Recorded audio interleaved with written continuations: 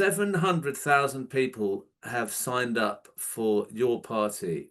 Jeremy Corbyn sent me an email on Friday to say that it's nearly 700,000, and he said we've got to start work on this. The only problem is we don't really have the data for who these members are, and if we're setting up local groups and getting going, because there's mayor elections coming up, we'll have to do it without that data and really get cracking. Now, I put a survey out which has had an unbelievable response. Over 2,000 people have replied to it, and I'll show the results here.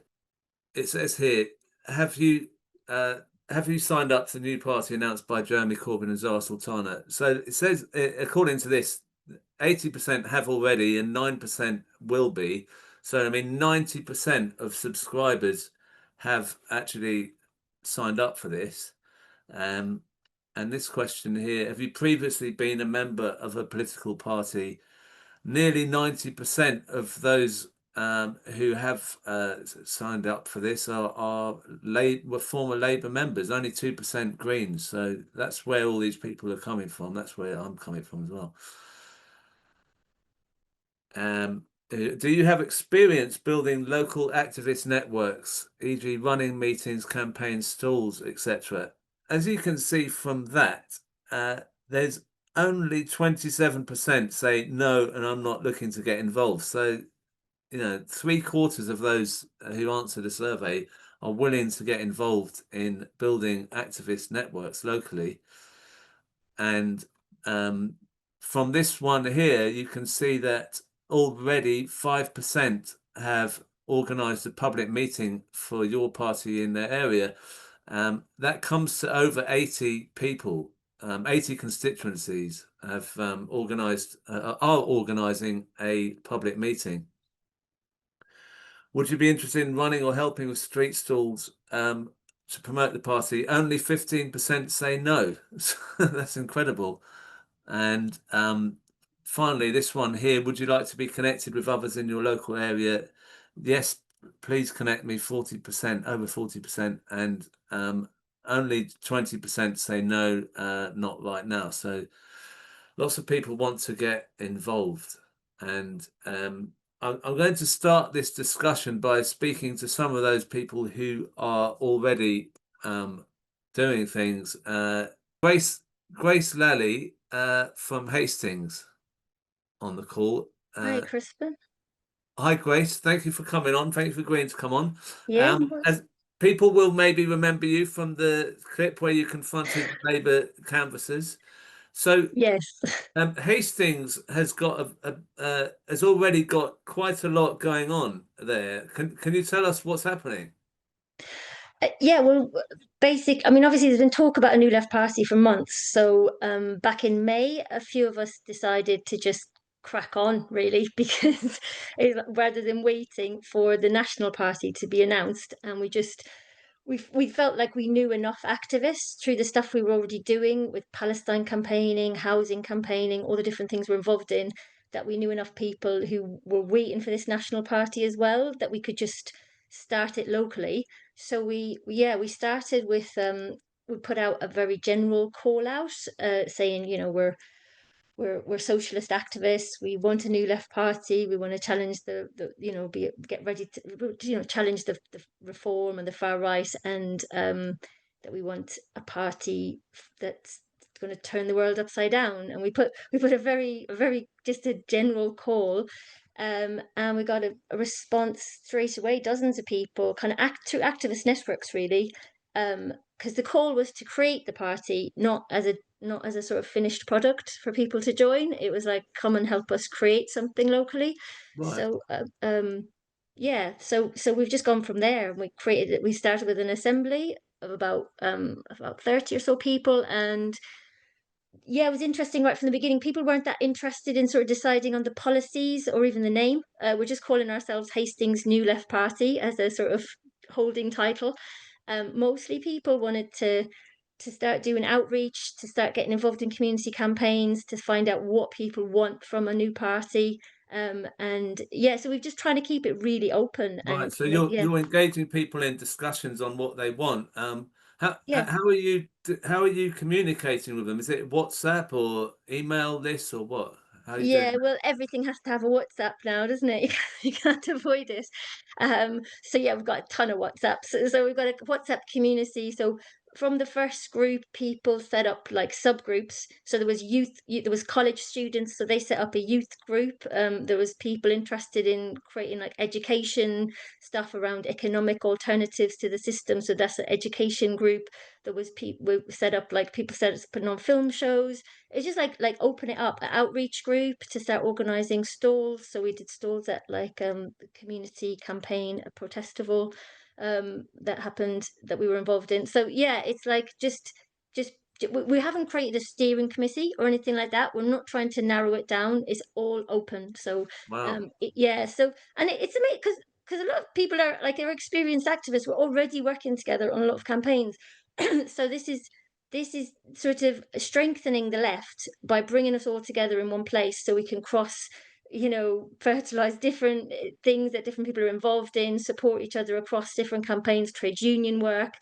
And I mean, I think that's the work that will need to be done everywhere. So we don't have to wait for the national party Yeah. to be decided. You know what I mean? It's the work that we have to do anyway. So We yeah. can't, I mean, the thing is, we can't win elections the same way as the other parties who throw loads of money on advertising. We've got to be doing it the way you're describing it if we've got any chance. So we have to start that as soon as possible. Madison Weldon in Warrington.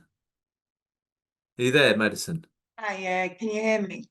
I can, yeah. Thank you for Ah, having an audio and a picture and for being there. Now, could we were in touch recently on Friday, I think it was. You said you're going to be doing a public meeting at some time soon. Um, what's happening where you are? yeah, well, so basically, kind of, we've been doing stuff anyway over the last year. 'Cause say I was an independent in the general election last year. But we'd already kind of done assemblies back then. But our team was kind of, let's say, about 4 people really, because of the chaos of life and people's commitments. And I think everyone was feeling quite fatigued.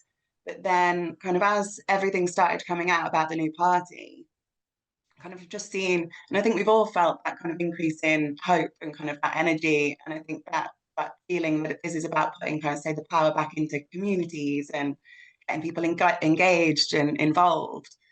That I kind of just thought, right, I'm going to float this out, say back out to say our networks, kind of like say Friends of Palestine networks and local community networks. That our team suddenly jumped to 21 people now, that are actively committed 21. to get Wow. out. Yeah, yeah, sorry, I didn't mean to cut you off then. It's all right. No, carry on. Yeah, so basically, say everyone, the energy, and let's say the difference it's made in terms of people now actively, really actively committed and ready to kind of get out on doors, get out doing stalls. It's kind of pulled together people that have either had history in activism or even have never been involved. Let's say our youngest member is 19, and let's say she's never been in this space, but it's people are really feeling that kind of that ability now to actually kind of fortify this, like lay the foundations, so that, like I say, when November comes, let's say it's onwards and upwards, isn't it? Yeah. I mean, so when do you think you might have a public meeting? Well, that's the agenda now. So we're looking to kind of get everyone together in one place now to kind of have a meeting together, kind of assign roles. Like say, we're getting people say to be focused on socials, outreach, kind of say materials, flyers, things like that. And let's say get a team for say door knocking and getting out and having the difficult conversations. And let's say once we've got those roles assigned, then we're getting, let's say we're going to get committed to a date. And then, like I say, get going. We need to get out on doors. Like everything, we're taking a lot of inspiration from what we've seen in Enfield and Southport and Liverpool. They've really challenged, let's say, reform, and they've done that by having hard conversations. Not being in echo chambers, go on the doors. If we can't give people the space to hear them and hear why they're angry, and respect them enough to hear them, can't expect them to respect us to hear, what we're trying to say. All right. Well, look, keep me up to date when you've got an event, and I'll promote it so people can go along, because we need that. Thank you very much for coming on. As I say, I've got lots of people to talk to. Now, I've been told if Martin Hickman isn't on yet after this, then people are going to sign off. So Martin Hickman, are you there? Please come on. Hello, yeah, I'm here. Hi, Martin. No, you've already got a public meeting organised, haven't you? We have. It's like a kind of an informal meeting at the moment. It's for Wednesday in Rotherham in the town centre. The reason we decided to do this is because obviously we're quite a distance before everything's formalised in any kind of conference or anything like that. But we wanted to just get on with it and start getting active straight away. Now, most of the people in our group are already activists on the left. We go by the name of Rotherham Left Alliance. We've also got a sister group called Sheffield Left Alliance as well. So we're already active in our communities. So what we've done, we've basically unofficially formed Rotherham Your Party branch, basically. It's fairly unofficial at the moment because obviously we need to wait what's coming out of conference when it happens. So the discussion we're going to have on Wednesday is about what conditions should we set for membership. Now, the reason we're saying that is because we're very conscious of the smear campaigns that went on previously and the dirty tricks from the British state, and they'll try it again. And although it's good news, we've got 700,000 now there. There's going to be one or two very dodgy plants put in there as well. So the condition we're going to set is basically the condition is to basically adhere to clause 4. And this isn't to do a carbon copy of the Labour Party. It will be proper clause 4, not the one that Blair tinkered about with and stuff like that. And also we can add other things onto the conditions, like as Jack has just said, anti-Zionism position as well. So that's what the discussion is going to be around that on Wednesday. And you've got and I'm going to come up there to the first public meeting. I'm going to go up there, maybe get a cameraman up there. And you've got this this banner that I've sent up as well that I'm hoping to get lots more of these out so people can put them on their meetings and then on their street stalls. So I'll see you up there then, and it'd be interesting to see how many people you get. I'll try to promote it and make it as big as possible from whatever I can do. So thank you, Martin, and you did get on time. And please tell Deanne that you are on. You did get on. All right. Thanks. See you then. Well, thanks for that. Cheers. Now, Karen Wilson is in Sheffield, so she's next door to Rotherham in a sense. Karen, are you Sheffield's building as well? Is it? It is. Yeah. Can you hear me? I can. Yeah.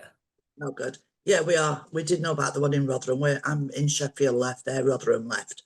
Yeah, Sheffield, we started getting together, 5 of us in Sheffield left. I think it was Thursday night, and decided we needed to do something pretty much for the same reasons the previous speakers have been saying.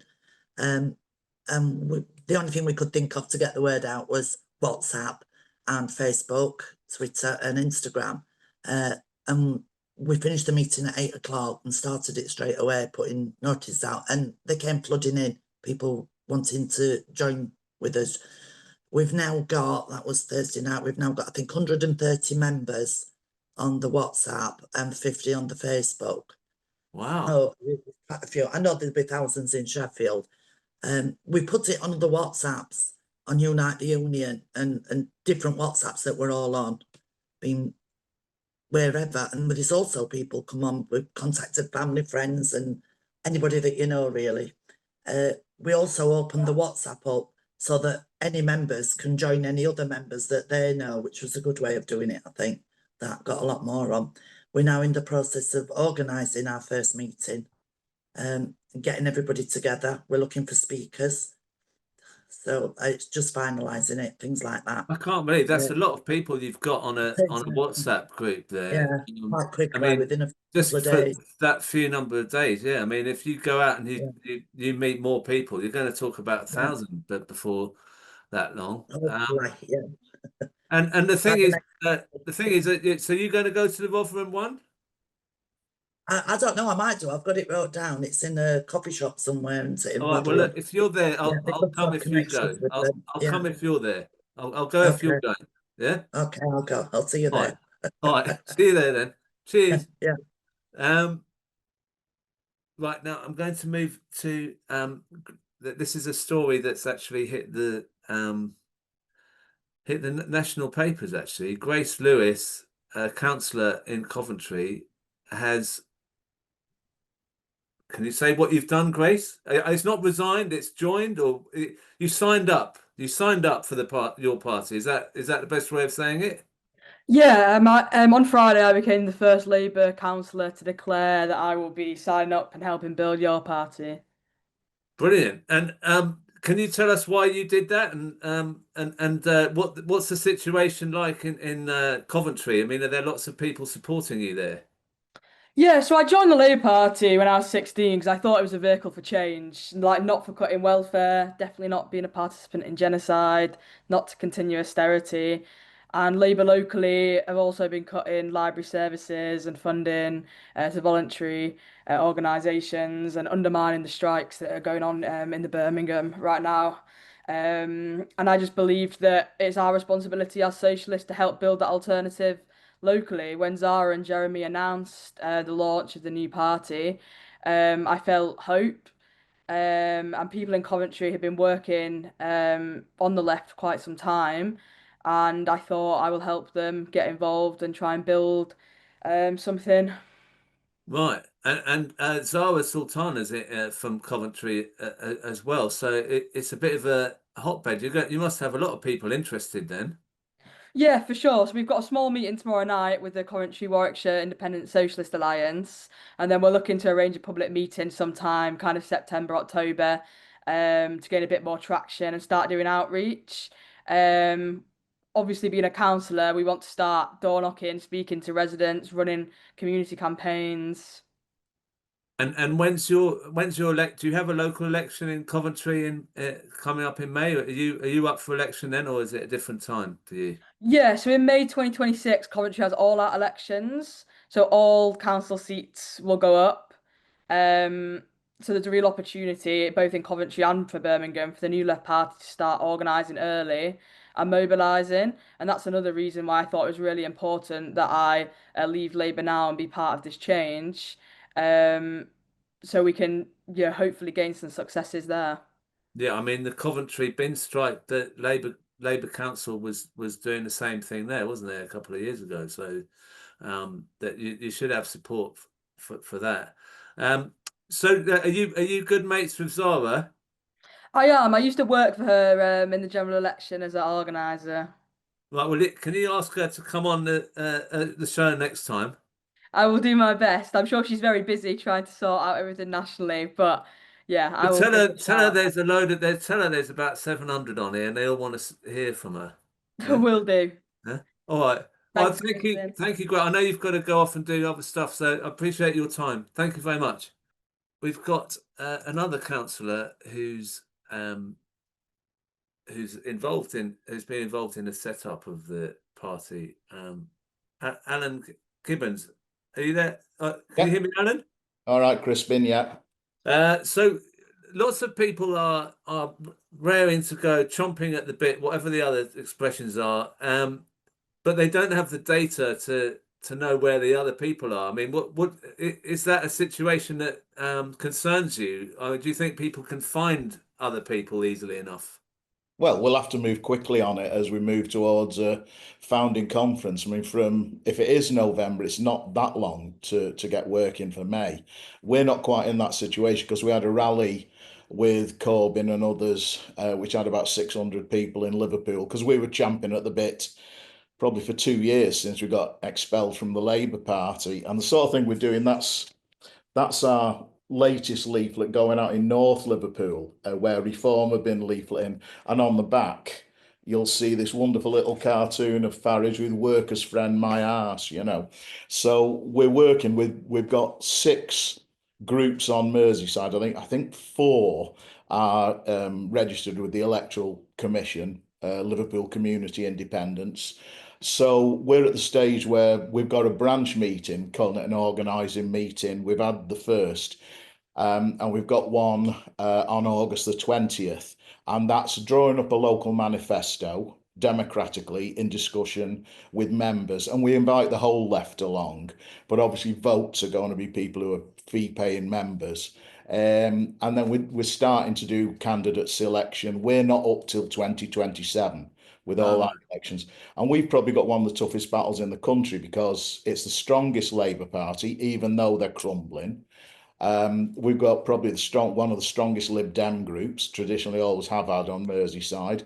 Reform are definitely making advances in particular wards.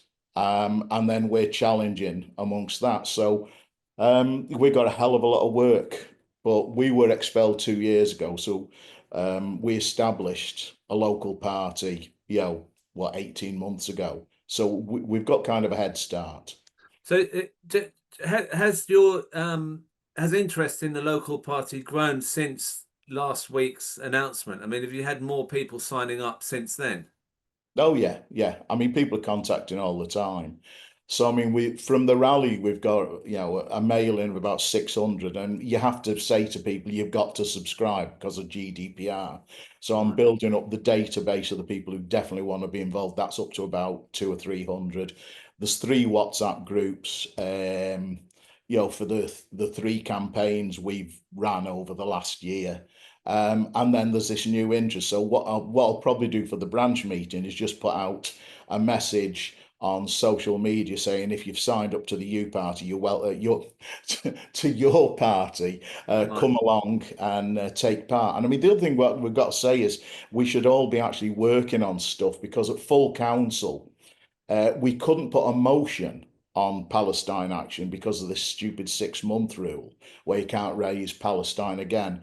But we raised a question on divestment. We've already had a couple of divestments in Liverpool, and we're demanding the rest goes. And I spoke about Palestine Action and Audrey, Mark, Billy and Alan in that discussion. And then we had another amendment up about the disability cuts. And I made the point about Palestine Action that Labour never consults because of their authoritarianism. So I got the Palestine Action and the arrest of Audrey and Cohen twice in the debate. And I think we had a demonstration of about 100 people outside. And I think always we've got to be looking, the stuff we do if we've got councillors has to be allied with the movement. I mean, I'll be going out to the Palestine March in a minute, and the far right might be trying to do some challenge outside. So it's a complicated situation today outside a migrant hotel. So there's a lot going on in Liverpool, and not all of it good. Well, it's good that this has got more people signing up and mobilised. So I mean, there is positive there. And thank you for your time, and I hope to hear more about what's going on there and building for 2027. Cheers. Absolutely. Cheers. Now, James Giles, another councillor who's been involved in the formation of the party, who's also a bit of an expert at winning campaigns and elections, having worked with George Galloway in Rochdale. What's your take, James? Thank you for coming on. Can you hear me all right? Yeah, always a pleasure, Crispin. Can you hear me?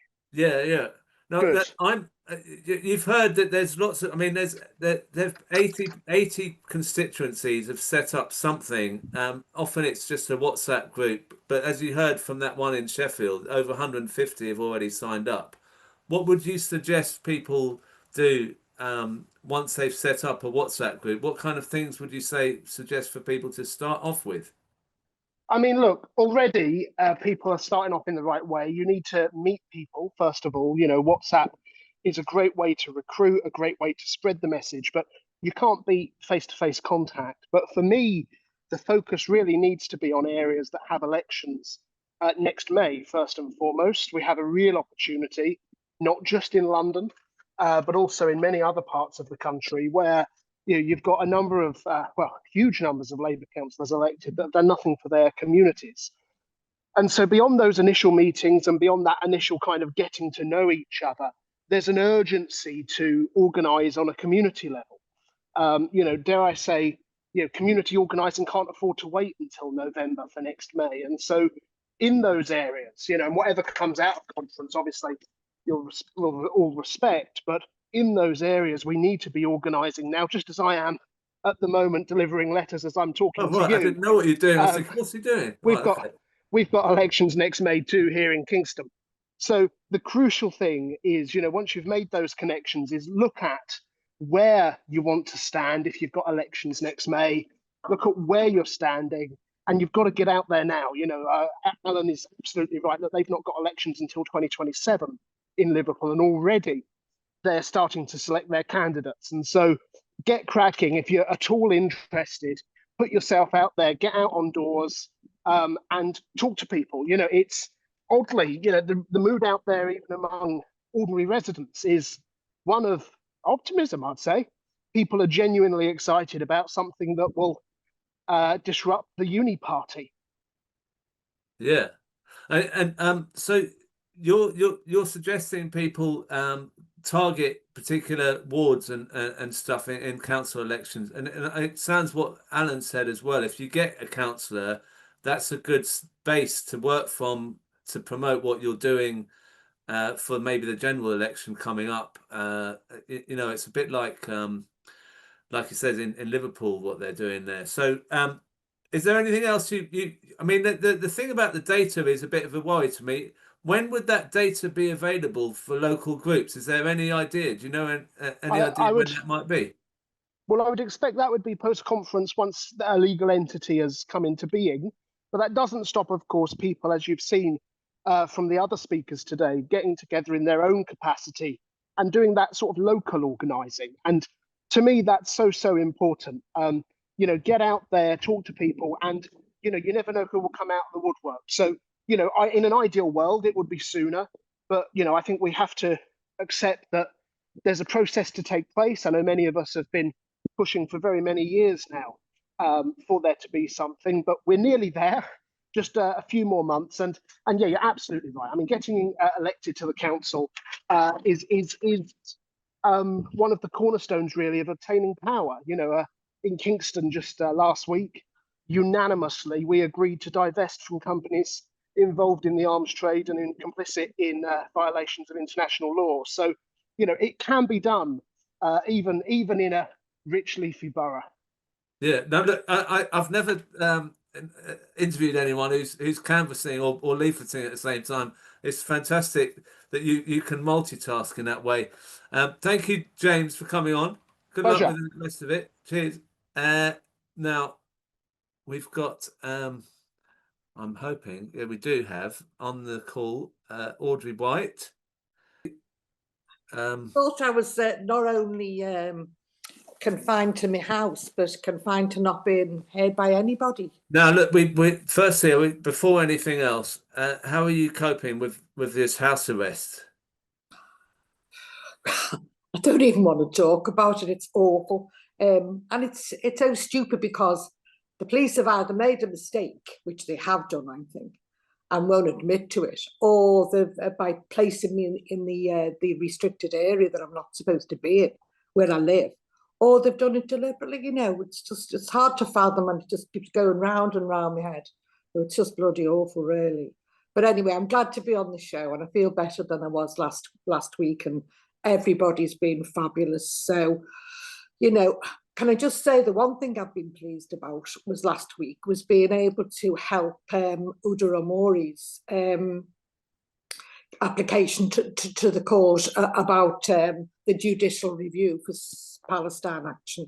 So if nothing, it's contributed, I hope, to the to the decision that the judge made, because you know, we did send a lot of stuff there to be used, and then I was told by one of the lawyers that you know, if they won the judicial review, a lot of the stuff from what happened to us in Liverpool the other Sunday will be used in the evidence, you know, to win, to hopefully to win the judgment. So I'm really glad, you know, to have played played a few roles in the downfall of Starmer, you know, because Oh, well, it's still horrific what happened to you, and I'm pleased to hear that you're feeling a bit better physically. Are you still, what is it still trouble you emotionally? What when you think about it? yeah, I'm on which I've hardly taken in my life, you know, diazepam. Oh, right. Yeah, because I wasn't sleeping. I was, you know, a bit weepy and all the rest of it. But to be honest with you, you just think, you know, you can't be bothered just going into yourself. We're all of us who have done what, you know, what we did on the Sunday, you know, for Palestine Action. Everything that we did, you know, we did for the right reasons, and we're not guilty of anything, and we're not terrorists. And I think what Jackie said earlier in this show about every single organisation, every single person, everyone who wants to build this your party, should confront false anti-Semitism and false terrorism, because that's the new one. If we don't speak openly, PSC, Stop the War, all these organisations openly about the weapons that are used against us and this terrorism's just like the anti-Semitism one. It's all designed to keep us our mouths closed. And, you know, don't be afraid. If we're united together, they won't get any of us. If we're big enough, en masse, big enough, we will win. We will win. And we've got to use solidarity. It's our biggest, that's our weapon. Solidarity, en masse, everybody. If any of us cares about, you know, and we break our hearts, but if we care, we've got to make some sacrifices, haven't we? Whatever way we can. Not everyone can do it, but I think a lot of people can, and it's what solidarity is about. So Jackie Walker, spot on, honestly. So with this party, I mean, Alan Gibbons was saying that he's got people signed up for this community group that he's had for quite a long time, this community party. What's the situation in Liverpool? Do you think Liverpool's got a chance of toppling those Labour councillors and maybe winning an MP? Absolutely.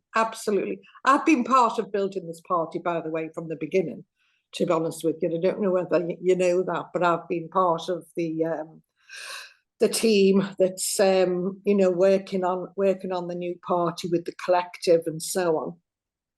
And you know, I think that in Liverpool particularly, you know, what Alan's talking about the councillors is you know, putting together, and I think it's important for everybody to talk the politics now. That's what, you know, oh, we don't want to do the politics. No, I'm sorry. This isn't all about tactics or anything. It's or putting somebody forward.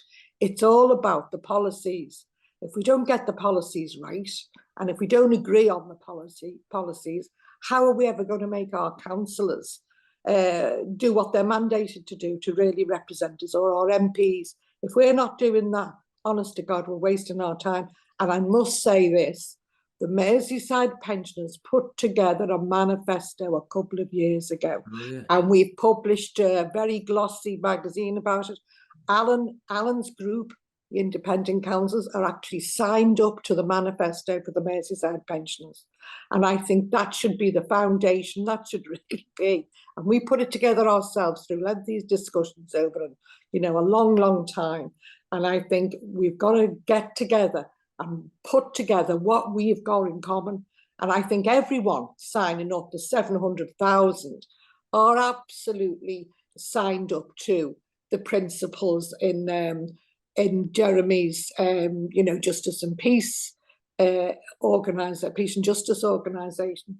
But we've got to hammer out all the things, and it will only be agreed at a conference, you know. And I'm hoping that this is a delegate conference, to be honest with you.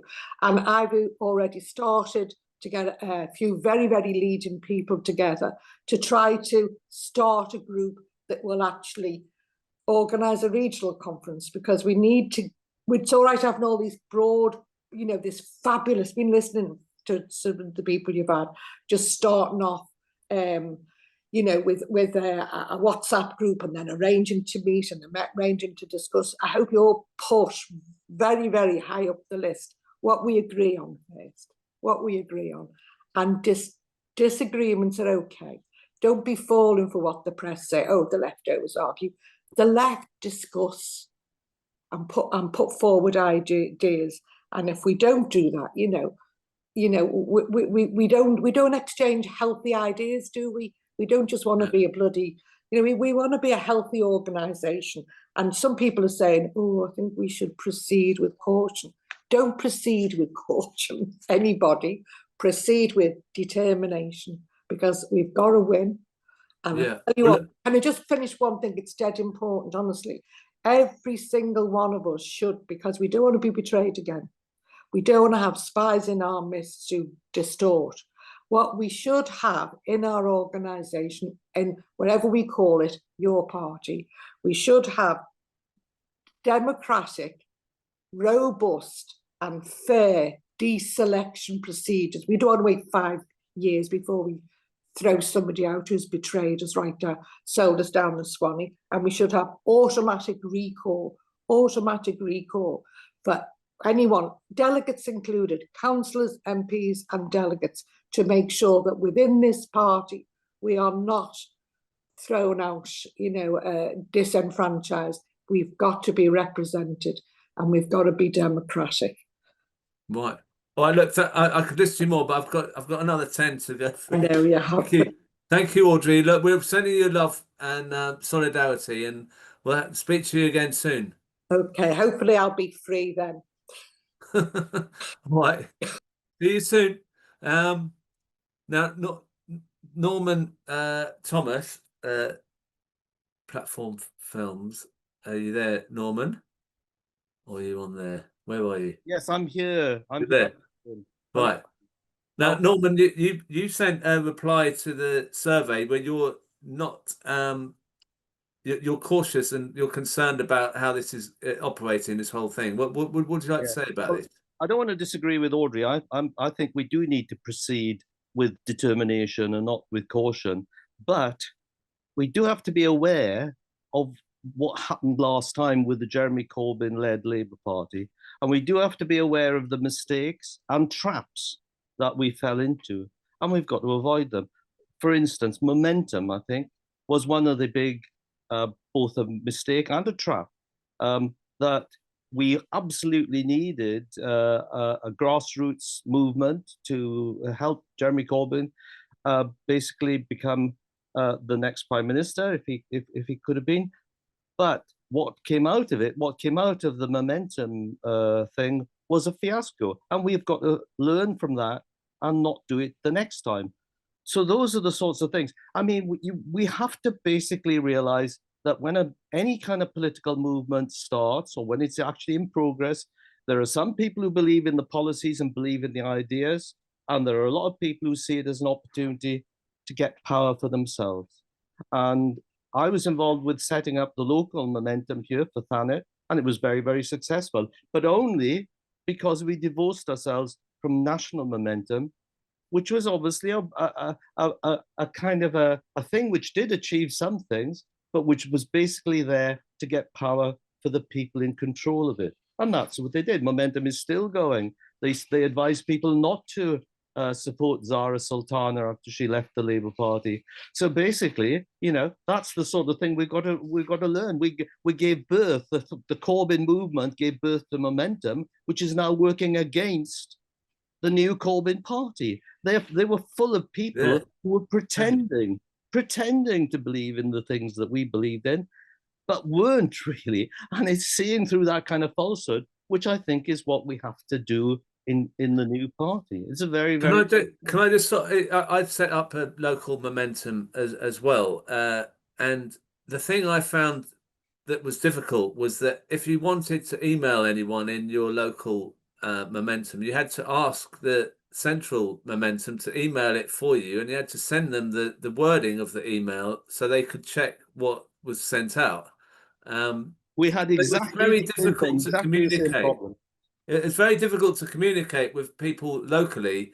So in a way, what's happening now, where people are already setting up their own WhatsApp groups and email lists or whatever, is helpful because they don't necessarily have to depend on the central party to give them that. But we've got to hope that the central party won't hold back the data from the local parties in the way that they did with Momentum. Exactly, and those are exactly the sorts of things we've got to sort out, and have an idea of how to do it.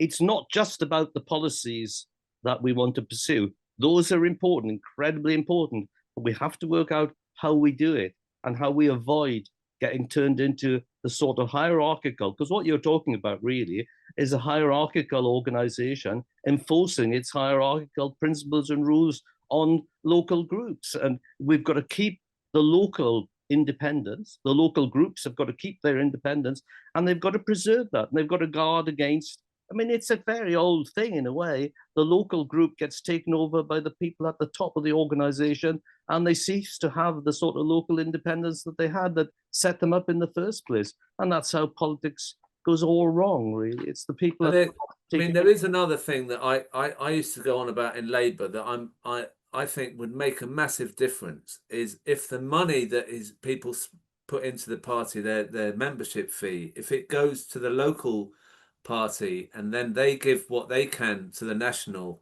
rather than it all goes to the central party, who then say, well, we can't really give you any money locally because we haven't got any.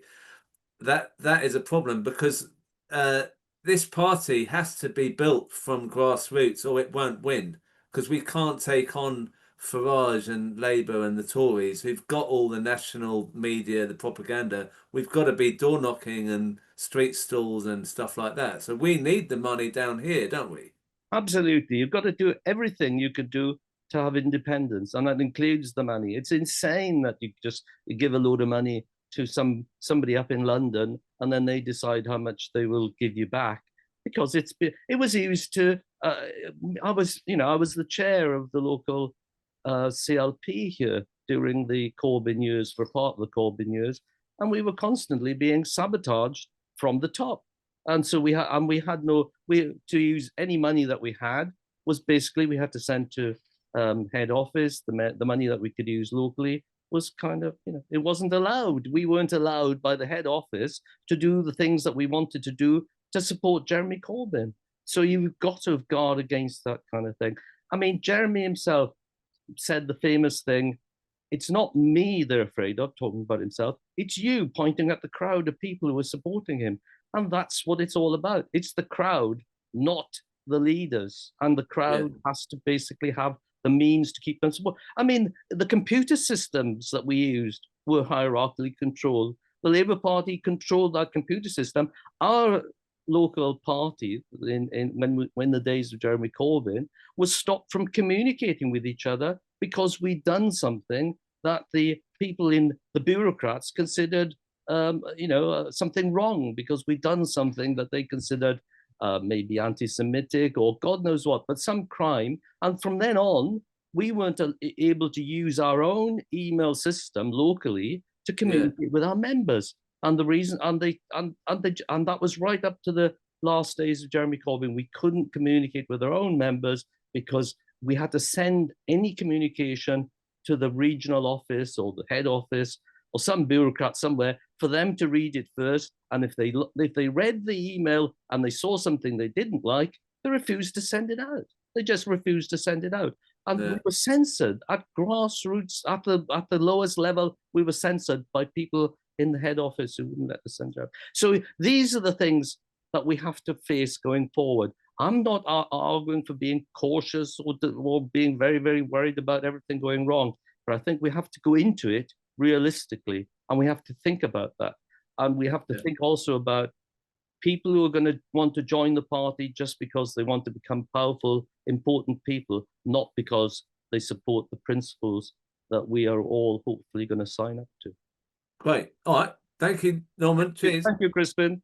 Now, I know someone who might have the answers to what Norman was saying. That's Eric Jarvis, who's been part of the Akissa group for quite a while.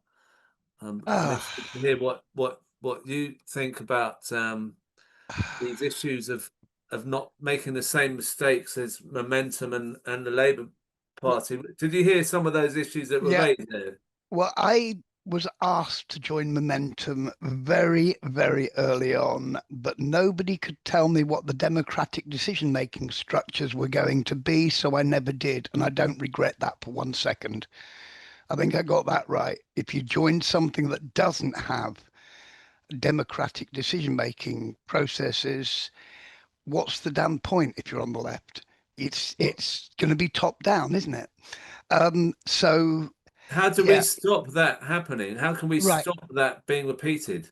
Right. First thing is, we've got to all not be nostalgic for what we had in the Labour Party when it was working for us. We don't want to go back to that. The Labour Party was fatally flawed in the whole way it was structured and the whole way it worked. So we've got to do something different, something new. Also, it's 2025. We've got to work to the situation now. We've got to look at what the technology we currently have can do.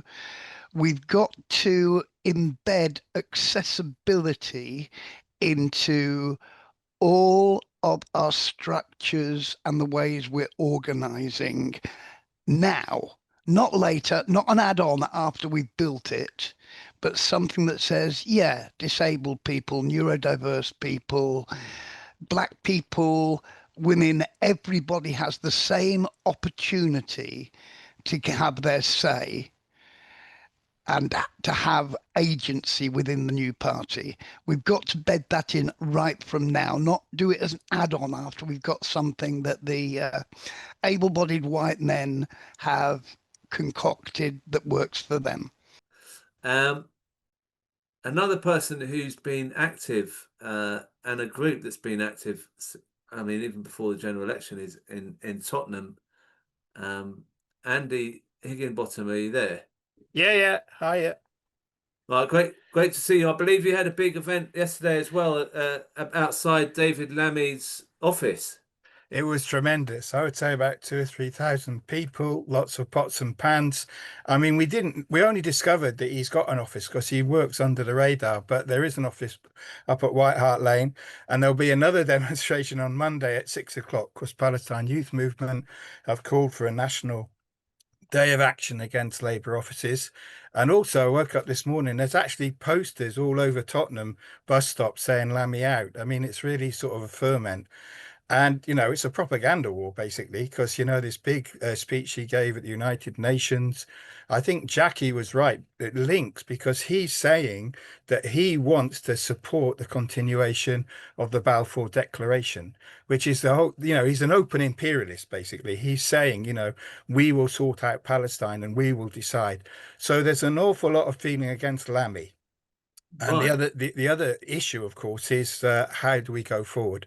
So we have had lots of discussions with the Palestine campaign, with the Turkish and Kurdish communities in particular, who are it's a multi-ethnic working class in Tottenham. So one of our big challenges is bringing different communities together in a common project. So we've had a lot of sort of feeler discussions. We have a steering committee. We have a lot of enthusiasm, and we have a launch event very similar to what people in Hastings and other places are doing. We have a launch event in September, 27th of September. And it is a challenge because we've got to sort out 2 or 3 things, on the move. One of the big things with the declaration of your party is, of course, where are the people interested? I don't know whether thousands are in Haringey, and we want to invite them to come and participate.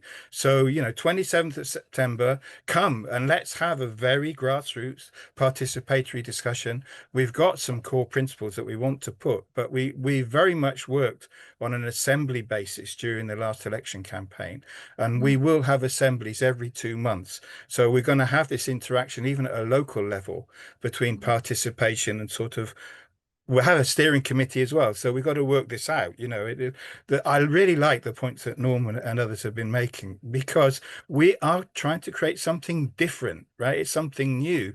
It's going to be a party in form, but we've got to build it as a movement party and really feel that people are part of it. Young people, especially, is very important with this sort of the 16-year-olds being able to vote. And so every 2 months we'll have an assembly, and the first assembly will be sort of focused around participation, who we are, and how we work with your party nationally. And then the second assembly, which we'll have in November, will come down to, okay, where we're standing in a local election, who have we got candidates, and the candidates should be, coming from the people, if you like, so a real dialogue of who's good, who would be good as a candidate in your area to actually represent you. So this is all sort of like in the making. It's all sort of quite hopeful, but I mean, the feeling is really there. So yeah, I mean, So can I just ask about yesterday? Because you yeah, said yeah, 2,000 there. I mean, did you speak to people there who said they'd signed up for your party? I don't know. It's the honest answer. I didn't ask people that You were question. I just mean, all the conversation, to be honest, all the conversation at the moment, well, yesterday anyway, was about Lammy. And I'll tell you why, because The Guardian ran this massive puff piece about him, right? About how he sort of eats, he's on a diet and all the rest of it. It was awful. It's like propaganda piece. Everybody should read it. And it appears that David Lammy made a great sacrifice, which is that he interrupted his skiing holiday in Easter to go on an official visit. I mean, the guy, he lives in another world, right? He lives in the world of imperial power, and he's miles away from Tottenham. And one of the things that we want to do is to make it clear that he doesn't speak for us. And the discovery that he's got this sort of like secret constituency office, which none of us knew about. We never saw him in Tottenham, except occasionally once on a Friday, right? So what we're going to say is, you do not speak for us, and you do not have a license to operate. I've got to move on. Thank you, Yeah. Andy. Okay. Cheers. Cheers. Now I'm going to bring in Jim Breeze from, is it Anglesey or Innis Yeah, Monarch? Anglesey, I'm in. Crispin, yeah. But what now look, Jim, the issue that I'm thinking about here is, imagine if you've built up a local party, as people are doing now with WhatsApp groups, and they've like 150 in Sheffield, so that will be much greater by November, and you've already got meetings and people are coming out to that, and then in November, bang, all the data comes. You're going to have a party, aren't you? I mean, if it's all set up by November, you're going to then get a new wave come in then, because you'll find out there's all these people, oh, I didn't know about this, who don't go to street stalls or see the public meeting notices and aren't in the WhatsApp groups. So it's kind of like, if you build up enough and then you have the wave, then those people who come in November will be feeling like they've got a good party locally already. Whereas if it's nothing's done by November, it's going to be really tough when you get all that data come in. That's right, Crispin. And the date, the nuts and bolts, fully enough, in putting this together are separate. And can come later. We'll do it. We'll do it how we can. The first thing is people, and it's a people-powered movement. And I think this program again this morning, great one from you, Crispin, just shows that. All Corbyn needed to do was raise the banner. Now, as that lovely fellow Warren Buffett said, this is a class war, and me and the rich people are winning it. But it's a battlefield, and what has been done is a banner has been raised on a battlefield. A banner has been raised on a battlefield. Now, that's all that needs to happen, because people see it standing above and they flock to it. And that's what's happening at the minute. The banner has been raised and we're all flocking to this banner. How we put ourselves together in units, fighting units, is to be decided, and we can all decide that. Now, as soon as it was announced, I know Ben Timberley is going to be cross at me, started a Facebook group, and we're 64 already in number. Our first meeting is going to be on a beach, typical Anglesey. That's the way we do things here. So that we've already decided we're going to have a meet-up on the beach to see who's who, some of the people that haven't met each other, and that'll be the first thing that we do. Because we're a bit outfit, it must be said. But the point of this is, it's relief on those people that have made the announcement, on Jeremy Corbyn and Zara Sultana. They shouldn't have to worry. It is being done. The work is being done at grassroots. Now, The Guardian came out with this piece saying, and the headline was, "We're giving you a new party." Now, that's not quite the way. I don't know whether it's Guardian spin or they misquoted Jeremy, and I don't think this is what he thinks. They're not giving us a new party. All they've done is raise that banner and seeing how we flock together to fight this battle that we all know needs fighting. Tony. Yeah, hi, Crispin. Just a few things, really. The party started off with a headwind behind it. Good, favourable polls, massive numbers of people wanting to join, etc. But that won't last. The attacks will begin sooner or later, the BBC, the Mail, and so on. So it's really important that we establish a basic set of principles, a minimum programme, if you like. What are our priorities? And stick to them. I mean, I think clearly renationalisation, clearly redistribution of wealth, clearly opposition to foreign adventures and apartheid in Palestine. I mean, that is crucial, but also opposition to racism and attacks on refugees, the attempt to find a scapegoat, but above all, the NHS. But we should bear something in mind. The history of the left in Britain is a history of failure, and we have to realise where we went wrong. And I think we will have groups which will be giving us advice, which have built that failure. And I refer to the SWP in particular. Oh no! We can't. Oh no! You're naming groups now. I'm going to get in trouble. I'm naming it because I'm saying that we can't have parties within parties, because otherwise we will have the old fractious debates that we had. We have to learn from the mistakes that we made in the Labour Party, because if you remember, Corbyn won 40% of the vote in 2017, and then it all went wrong, which means sometimes our leaders have to stick up and say no to the latest BBC headline rather than apologising for what went wrong. And it's also a democratic party. I agree with Audrey and Norman. Democracy is the essence of any party, accountability of its leadership, because otherwise they will get swayed by the national media and they will bow to the latest headline. I really can't emphasize that enough.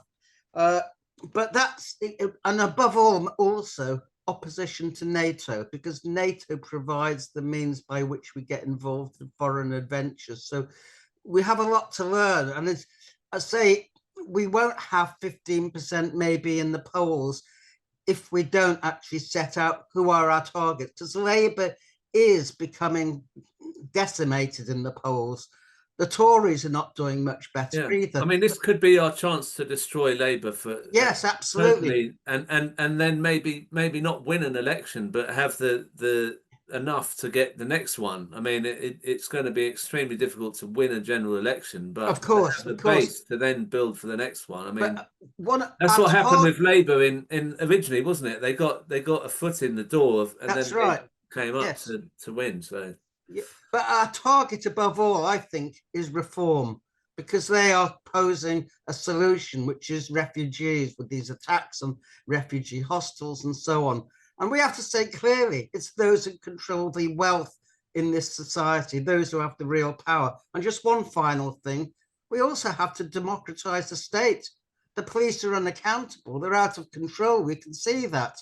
They decide their own priorities. They implement certain laws, but not others. I mean, we had a law against fox hunting. That's been a dead letter.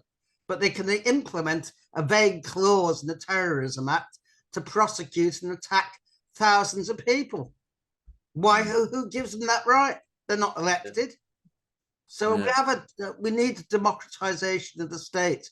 I mean, for example, judges come from the most socially exclusive section of society. Why is that? Who gives them that power? The British state is extremely undemocratic. So there's a whole broad swathe of changes that are needed in society. We have to appeal to people. But above all, the party has to be democratic and not top down. And I wouldn't exclude anyone, but except for John Lansman, because he represents everything that was worst about the defeat that we suffered. Okay, I'll leave it at that. Thanks, Fanny. Now, Christine is on. How you doing, Christine? Yes, sorry. I did say I was about to leave, but I wanted to make a point about how any new party needs to encourage new people, especially these, these passionate young Palestine activists who are politically naive, and you want them into your party. You want them taking part and making the connection between opposing war in Palestine and making things better for people at home. And I made a very rude point about I'm sick of listening to pontificating old geezers. But I think one rule of the new party should be that nobody in a public meeting is allowed to speak for more than 2 minutes. I like that as well. It helps me keep the show short.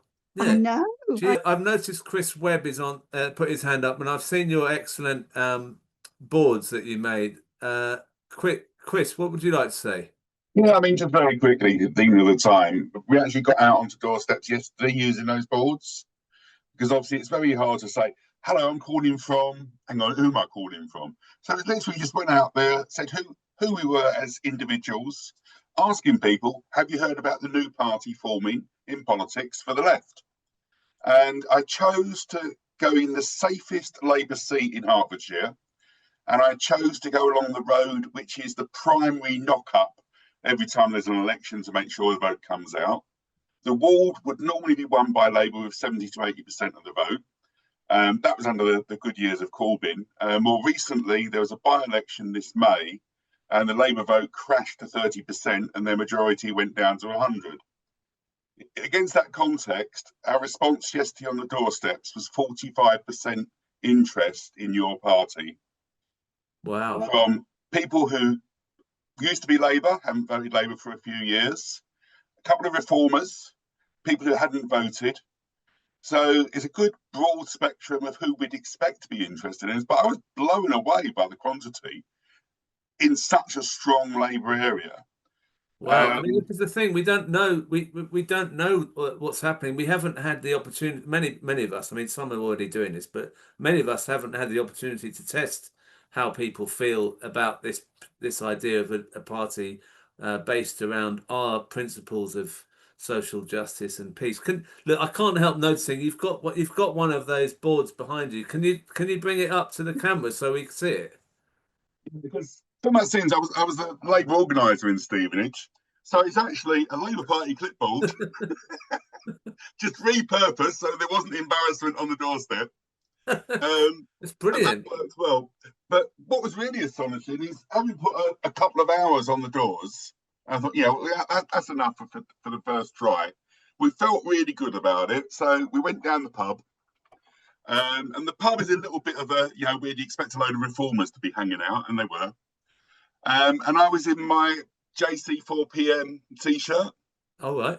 Great. So instead of having that quick pint and then going on our way, we were stuck there till the evening in political debate in this bear pit. And it was just so positive. People were really pleased to hear that we'd been out looking for support for a new party, loads of questions they had, and they were open to hearing answers, which enthused me even more. But it did mean I woke up late this morning. Well, you woke up in good time for the show, and thank you. It's a very positive story. Thank you so much for coming on and putting your hand up. Cheers, Chris.